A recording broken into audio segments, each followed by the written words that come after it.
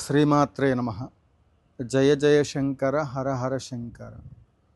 జై కామాక్షి. శ్రీ రాజశ్యామలా సహిత దశమహావిద్యా స్వర్ణదేవాలయ నిర్మాణ మహాసంకల్పంలో భాగంగా మనం ఈరోజు సత్తుపల్లి శ్రీ లక్ష్మీ గణపతి ఆలయం రాజశ్యామల అమ్మవారి యొక్క సన్నిధానం నుండి మాట్లాడుతూ ఉన్నాము. భక్తులు ఈ కార్యక్రమాలలో సహస్రాధికముగా మనం సంకల్పం చేసిన ప్రతి కార్యక్రమంలో కూడా వారి శక్తిని అనుసరించి అనేక ప్రాంతముల నుండి ఇక్కడికి విచ్చేసి ఎవరికి తోచింది వాళ్ళ శక్తిని అనుసరించి ఆర్థికంగా శారీరకంగా సేవా కార్యక్రమాలు ఇక్కడ మరి మూలమంత్ర అనుష్ఠాన యాగములు జరిగే సమయంలో అన్నదాన కార్యక్రమంలో అవ్వచ్చు, లేకపోతే గోసేవలు అవ్వచ్చు, దేవాలయానికి సంబంధించిన ప్రతి కార్యక్రమంలో కూడా ఇక్కడే కాకుండా అనేక ప్రాంతాలలో మనం యాగాలు నిర్వహిస్తున్న సమయంలో నాతో పాటే ప్రయాణం చేసి 12 జ్యోతిర్లింగాలలో, 18 శక్తిపీఠాలలో అనేక ప్రాంతాలలో యాగములు నిర్వహించినప్పుడు ప్రతి క్షణం నాతో ఉన్నటువంటి ఈ కార్యక్రమాలు సహాయ సహకారాలు అందిస్తున్న ప్రతి ఒక్కరికి కూడా అభినందనలు. ఇక మనం రోజు బగలాముఖి అమ్మవారి యొక్క వైభవం గురించి, రాజశ్యామల అమ్మవారి యొక్క దశమహావిద్యల దేవతల యొక్క విశేషమైనటువంటి యొక్క ఫలితాలు, ఆ దేవతలని పూజ చేస్తే వచ్చేటువంటి యొక్క ఫలితాల గురించి మనము రోజు చెప్పుకుంటూ ఉన్నాం. ఈ అవకాశం ఇచ్చినటువంటి ఒక సుమన్ టీవీ పరివారమునకు, ముఖ్యంగా పద్మిని అమ్మకు ప్రత్యేక ధన్యవాదాలు. కొంతకాలం స్టూడియోకి రాలేనమ్మా, ఈ కార్యక్రమాలు యాగము ఇవన్నీ జరుగుతూ ఉన్నాయి అని చెబితే కార్యక్రమము ఎట్టి పరిస్థితుల్లో ఆపటానికి వీలు లేదు, మీరు ఏదో రకంగా యాగశాల నుండి వీడియోలు పంపించండి గురువుగారు, నేను ఇక్కడ ఈ ఆలయ అభివృద్ధి తెలంగాణ ప్రాంతంలో మునిపెప్పుడూ కూడా ఇప్పటివరకు రాజశ్యామలకు సంబంధించి స్వర్ణదేవాలయ నిర్మాణం అనేటువంటిది మరెక్కడా లేదు. ప్రపంచం మొత్తంలో కూడా ఎక్కడ దశమహావిద్యలకు సంబంధించి ఒక సామాన్యమైనటువంటి ఒక వ్యక్తి మరి ఈ స్వర్ణదేవాలయ నిర్మాణానికి సంకల్పం చేశారు అంటే అది సామాన్యమైన విషయం కాదు. నేను సోషల్ మీడియాలో అనేక రకాలుగా కూడా ఆధ్యాత్మికమైనటువంటి ఒక ప్రవచనాలకి, వాటికి అనేక రకాల కార్యక్రమాలలో నేను ప్రతి ఒక్కళ్ళని కూడా ఇంటర్వ్యూ చేస్తూ ఉంటాను. కానీ ఇంత సాహసోపేతమైన నిర్ణయం మీరు చేసిన తర్వాత ఇది ప్రజల్లోకి బాగా విస్తృతంగా వెళ్ళాలి, ప్రతి ఒక్కళ్ళు కూడా ఈ కార్యక్రమాలలో భాగస్వాములు అవ్వాలి. ఆ అవకాశం మరి నాకు కూడా వచ్చినందుకు నేను చాలా కృతజ్ఞతా భావనతో ఈ కార్యక్రమాన్ని ముందుకు తీసుకొని వెళ్ళాలనే సమయంలో నిజంగా ఈ కార్యక్రమాలు మీకు అందించడానికి కూడా నాకు సమయం దొరకటం లేదు. వెంటబడి మరి ఏదో రకంగా ఈ ఆలయ వ్యవస్థని కర్త కర్మ క్రియ అన్నీ నేనే అయి ఈ కార్యక్రమాల్ని తీసుకెళ్తున్నటువంటి ఒక సమయంలో నేనున్నాను అంటూ కూడా మరి సుమన్ టీవీ యాజమాన్యం మరి ఆ సహాయ సహకారాలు అందిస్తున్నందుకు చక్కగా ఆ అవకాశాన్ని ఒక వారధిలాగా ఉంటున్నటువంటి ఒక పద్మిని అమ్మకు కూడా ప్రత్యేక ధన్యవాదాలు. ఇక విషయంలోకి వెళ్తే బగలాముఖి అమ్మవారి యొక్క దశమహావిద్యల అమ్మవార్ల యొక్క ప్రత్యేక సాధన వల్ల మనకి కలిగేటువంటి ఒక ప్రయోజనాలు, నిజ జీవితంలో మనకి లభిస్తున్నటువంటి ఒక ఫలితాలు, భక్తులు నేను ఈ హోమాలు చేసినప్పుడు వాళ్ళ జీవితాల్లో కలిగినటువంటి ఒక మరి అంశాలని వాస్తవాలకి దగ్గరగా మరి వాళ్ళు జీవితంలో చూసినటువంటి అంశాలను నేను మీ అందరికీ కూడా తెలియచేసే ప్రయత్నంలో భాగంగా ఈరోజు మనం బగలాముఖి అమ్మవారి యొక్క అష్టమి రాబోతూ ఉంది. వైశాఖ మాసం శుక్లపక్షం అష్టమి, చాలా ఇష్టమైనటువంటి ఒక మహాపర్వదినం బగలాముఖి అమ్మవారికి. అమ్మవారిని మనస్ఫూర్తిగా ఒకసారి ధ్యానం చేస్తూ చతుర్భుజాం త్రినయనాం కమలాసన సంస్థితాం త్రిశూలం పానపాత్రం చ కదాం చిక్వాంచ బిభ్రతీం బింభోశ్చంబుకంబుకంఠంచ సామపీన పయోదరాం పీతాంబరాం మదగరణాం ధ్యాయేత్ బ్రహ్మస్త్రదేవత. బగలాముఖి అమ్మవారు స్తంభన దేవత. అమ్మని ఆరాధిస్తే స్తంభన జరుగుతుంది అనేటువంటి ఒక అంశాన్ని మనం రోజు కొంచెం తెలుసుకునేటువంటి ఒక ప్రయత్నంలో భాగంగా స్తంభన విద్య అంటే పూర్వకాలంలో మరి అంటే నారదుడు పురాణాల్లోకి వెళ్ళినప్పుడు బ్రహ్మాస్త్ర స్వరూపిణి బగలాముఖి అమ్మవారి యొక్క సాధన చేత ముల్లోకాలను ఏతత్ క్షణమాత్రము చేతనే ఒక అద్భుతమైనటువంటి ఒక దివ్య వృక్షం ఉంది, పలాస చెక్క అనేటువంటిది. దానికి తోడు కొన్ని వనమూలికలు రంగరించినటువంటి ఒక విశేష ద్రవ్యాలతో ఆ పలాస చెక్కతో చేయబడినటువంటి పాదుకలను అక్షర లక్షలు జపం చేసి ఆ పాదుకల పైన మనం ప్రయాణం చేసినట్లయితే ఆ ప్రయాణం ద్వారా అంటే సాధన చేసి సాధన ప్రయాణం ముందు నేను చెప్పబోయే అంశాన్ని బాగా గమనించండి. సాధన కూడా ఒక ప్రయాణం లాంటిది. ఈరోజు ప్రయాణం చేస్తే ఈరోజు కొంత జపం చేస్తే రేపు చేయాలనుకున్న సమయానికి సాధకులందరికీ కూడా ఏదో ఒక విఘ్నం వస్తూ ఉంటుంది. సాధనా ప్రయాణం సక్రమంగా జరగాలి అన్నా, మంత్రసిద్ధి చేకూరాలి అన్నా, మంత్రశాస్త్రంలో మంత్రాన్ని రక్షించుకోవాలి అన్నా, మంత్రము మన దగ్గర నుండి ఇంకొకళ్ళు దొంగిలించకుండా, డబ్బు దొంగిలిస్తారు కానీ మంత్రాన్ని ఎలా దొంగిలిస్తారు స్వామీజీ అంటే తప్పకుండా ఒక వ్యక్తి యొక్క మంత్రాన్ని అతను ఉన్నత స్థితిలో ఉన్నట్లయితే కొన్ని ప్రయోగాల ద్వారా అతన్ని నిర్వీర్యం చేయవచ్చు. అందువల్ల మంత్రశాస్త్రానికి సంబంధించిన విషయాలలో నేను ఆ ఉపాసన పరుణ్ణి, నేను లక్ష్మీ గణపతి ఉపాసన పరుణ్ణి, నేను శ్రీ విద్యా ఉపాసన పరుడిని, లేకపోతే వారాహి అమ్మవారి యొక్క ఉపాసన పరుడిని అని వ్యక్తపరచటం ద్వారా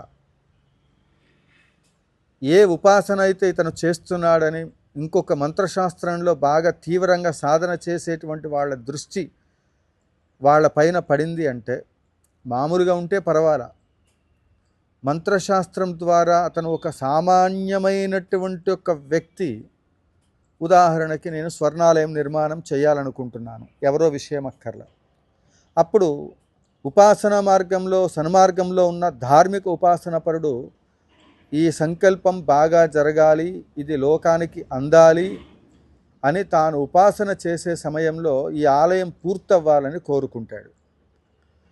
అలా కాకుండా ఉపాసనా మార్గంలో ఇతను ఎలా ఈ స్థితిలోకి వెళ్తున్నాడు, ఇది ఎలా సాధ్యము అని చెప్పి ఆ ఉపాసనా మార్గంలో నుండి బయటికి రావటానికి తాను అనేక విధములైనటువంటి ఒక మరి ఏదైతే సాధనలో తాను సాధించటానికి కావలసినటువంటి ఒక సరైన ఫలితాలు తాను సాధించే క్రమంలో ఇతరులు ఈర్ష, అసూయ, ద్వేషము ఇవన్నీ ఏవైతే ఉన్నాయో వాటన్నిటినీ కూడా అధిగమించటానికి వాళ్లకు చేత కాక ఉన్నత స్థితిలో ఉన్నటువంటి ఒక సాధకులను చూసి ఇక ఈ వ్యక్తిని నిర్వీర్యం చేయడానికి ఏమేమి అవకాశాలు ఉన్నాయో వాటన్నిటిని వాళ్ళు సాధనా మార్గంలో ఉన్నప్పుడు ప్రయోగిస్తూ ఉంటారు.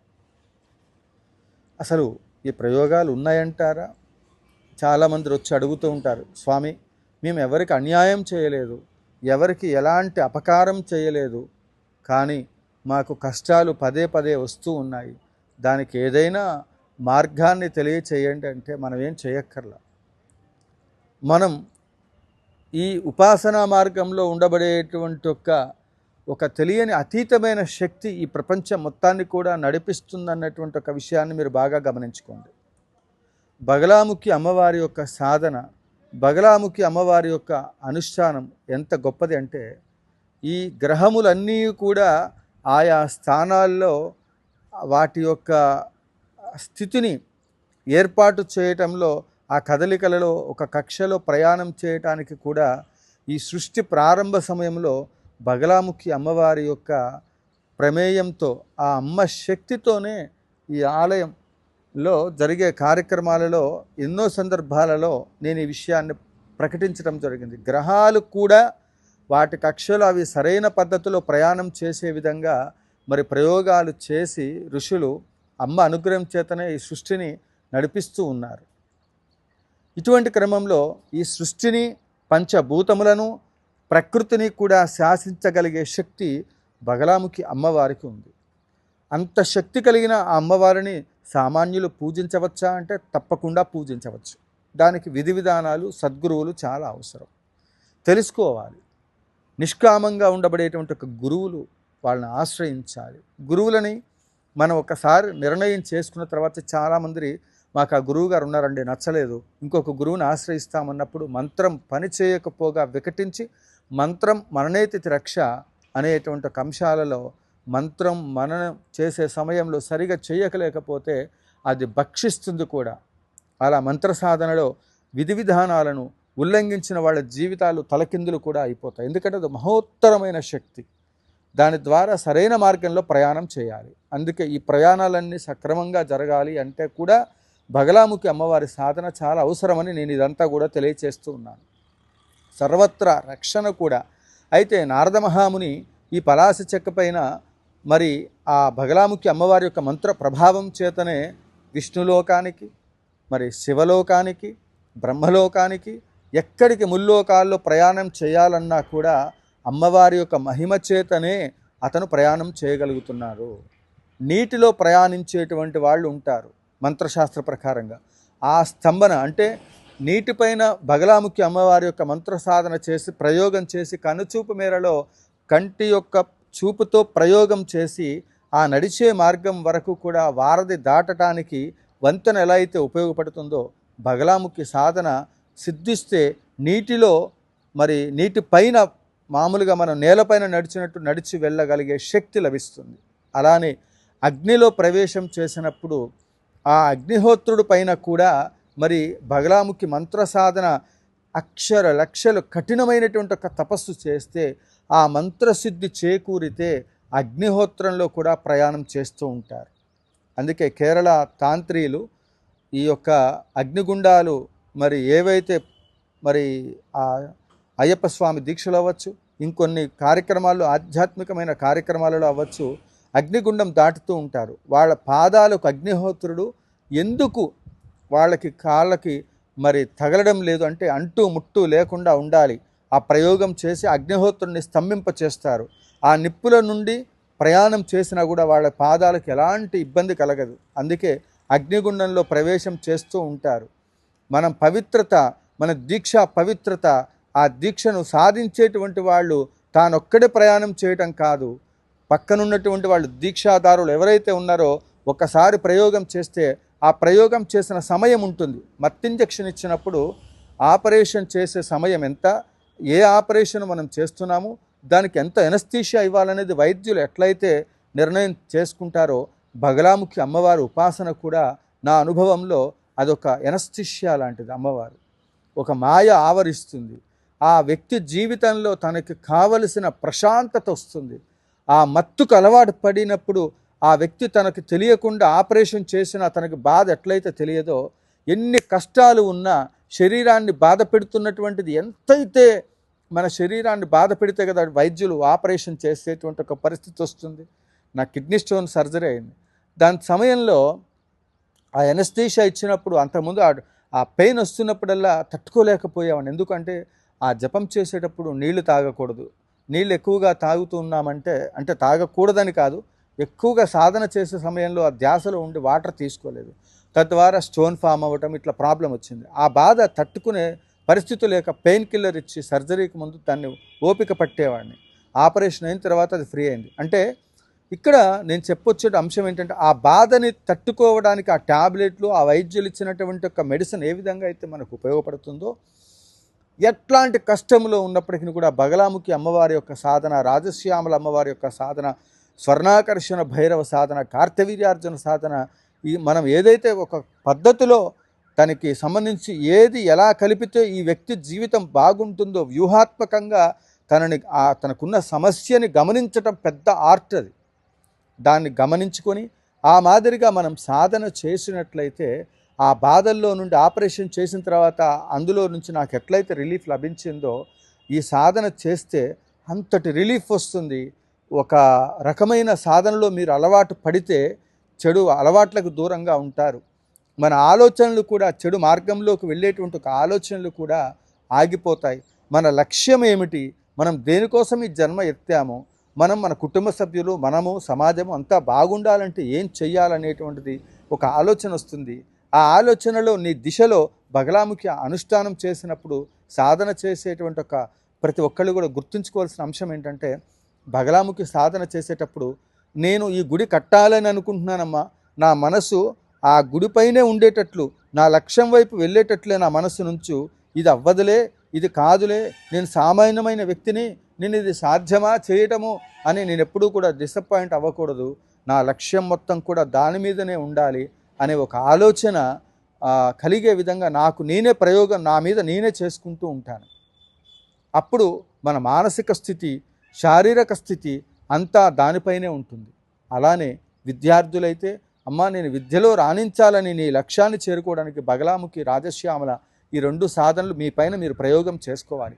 ప్రతి ఒక్క వ్యక్తి తనకు తాను మాస్క్ ధరించి తను ఎట్లయితే కరోనా టైంలో రక్షింపబడ్డాడో, ఈ సమాజంలో మన చుట్టూ ఉన్నటువంటి వాళ్ళు మంచివాళ్ళు, చెడ్డవాళ్ళు, దుర్మార్గులు అందరూ, అంటే ఎవరి మొహాన ఏం రాసి ఉంటుంది, నా మొహాన నేను దుర్మార్గుడినని, మంచివాడినని, లేకపోతే ఇంకోనని ఏమైనా రాసి ఉంటుందా?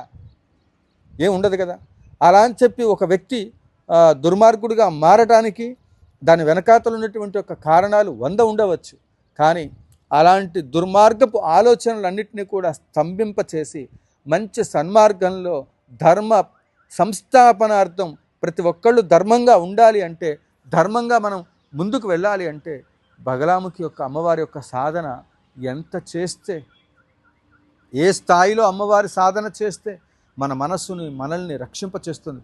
ముఖంలో తేజస్సు, ఆ వ్యక్తిని చూడగానే నమస్కరించాలనేటువంటి ఒక జ్ఞానము, ఆ వ్యక్తిని చూడగానే అతనిలో అబ్బా ఏంట్రా బాబు, ఒక దివ్యమైన తేజస్సు కనిపిస్తూ ఉంది, అతని సాష్టాంగ నమస్కారం చేయాలా అన్నట్లుగా ఉంటుంది. ఆ సాధన చేసే వాళ్ళని చూస్తే వాళ్ళకి ఏం కావాలో అన్నీ అక్కడ ప్రకృతి తెచ్చిస్తూ ఉంటుంది. సాధన 24 గంటల సమయంలో సెల్ ఫోన్లు, సినిమాలు, రెస్టారెంట్లు, ఈ విధంగా విలువైన సమయం, విలువైన మన ఆయుష్, అందులో కొంత భాగాన్ని దశమహావిద్యలకు కేటాయించి మీ జీవితాలని తరింప చేసుకునే విధంగా క్షణకాలంలో ముల్లోకాలని వెళ్ళేటువంటి ఒక ఆ నారద మహాముని, అందుకే నారదో భగవాన్ ఋషి, ఈ మంత్రానికి ఋషి కూడా ఆయనే. కాబట్టి సర్వదుష్టానామన్నాడు ఇక్కడ. అందరూ కూడా అంటారు, ఏమండి బగలాముఖి చేస్తే దానివల్ల ఎదుటి వాళ్ళకి ఏదైనా ఇబ్బంది కలుగుతుందా అంటే, ఇబ్బంది కలగకుండా ఉండడానికి, ఎప్పుడు స్నేహపూర్వకమైన జీవితం మనకి ఎదుటి వాళ్ళకి ఉండడానికి ఈ ఉపాసన ఉపయోగపడుతుంది. ఆర్థికంగా లబ్ధి చేకూరుతుంది. ఆర్థికంగా అసలు ఈ ప్రపంచంలో ఎవరు ఊహించని స్థాయిలో మీరు బగలాముఖి సాధన చేసి రాజశ్యామల అమ్మవారి యొక్క మూలమంత్ర అనుష్ఠానాన్ని సంపుటీకరణం చేయటం. బాగా వినండి సూత్రం. ఒక మంత్రాన్ని ప్రయోగించే విధానంలో విలువైన సమయాన్ని మీరు పోగొట్టుకోకండి. నేను ఎలా చేస్తే మీ జీవితాలు అద్భుతంగా ఉంటాయో అవి ఈ పీఠంలో క్లాసులు ఇస్తూ ఉంటాను. దానికేం డబ్బులు అక్కర్లా, దానికేం మీరు చందాలు రాయక్కర్లా. ఇప్పుడు 21,116 రూపాయలు 5 సంవత్సరాలకి మీ పేరుతో గోత్రనామార్చన, 5 సంవత్సరాల పాటు రోజు జరిగే యాగాలు, 5 సంవత్సరాల పాటు రోజు గోసేవకు సంబంధించిన పూజలో వాటికి సంబంధించిన మెయింటెనెన్స్కి, ఇక్కడ బ్రాహ్మణ పోషణ, అన్నదాన కార్యక్రమం, ఇలా ఈ కార్యక్రమాలన్నిటికీ కూడా మీ పేరుతో గోత్రనామార్చన చేస్తూ 108 రోజులు పూజకి 2 ఆవునేయి టెన్నులు పడతాయి. వాటికి సంబంధించినవి అనేక రకాలుగా నేను చేసే కార్యక్రమాలలో ఇవన్నీ పూర్వకాలంలో అగ్రహారాలు ఉండేవి, రాజులు మరి ఆ యాగాలకు సంబంధించిన ఒక వ్యవస్థను ఏర్పాటు చేశారు. తద్వారా అప్పట్లో ఎవరు కూడా మరి యాగాలకి యాచించవలసిన పరిస్థితి లేదు. కానీ నేటి కాలంలో యాగం చేయాలి అంటే, ద్రవ్యాలు కొనాలి అంటే ఒక్కొక్కరికి ఎల్ఐసి డిపార్ట్మెంట్ సంబంధించిన ఏజెంట్లు మీ జీవితం బాగుండాలి అని, మీ జీవితంలో డబ్బు యొక్క విలువ తెలుసుకోవాలని, తద్వారా మీ జీవితంలో ఆసరాకు ఉపయోగపడుతుందని వాళ్ళు ఒక మంచి